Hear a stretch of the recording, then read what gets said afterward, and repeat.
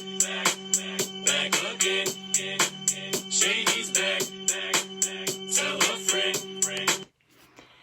The workshop's back in person this summer, and I thought I would have a couple of my friends tell you about their experience at the in-person workshop.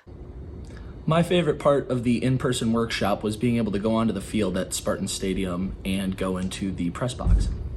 My favorite MIPA memory was in 2019 when I attended the Bobby Hawthorne experience.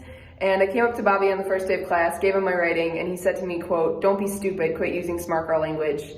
And that comment and his class single-handedly transformed my writing. Hey, my name is Daniel Keene. I am shooting my video from the Unified Media Lab at Ball State University. My favorite thing about MIPA Camp was being around all of these people who were so passionate for journalism.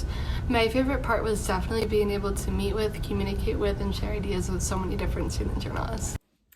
I would definitely have to say one of my favorite things about the camp was meeting new people. My favorite part of the MIPA in-person workshop was just getting to see all the different student journalists that were brought together from all over Michigan. It's the traditions coming back that I think makes this next camp so important. Whether it be a walk to the dairy store, the talent show at the end of camp, or even the volleyball tournament that happens throughout, those in-person experiences makes the camp special. Join us July 31st through August 4th on Michigan State University's campus. Registration is live, and I can't wait to see you there.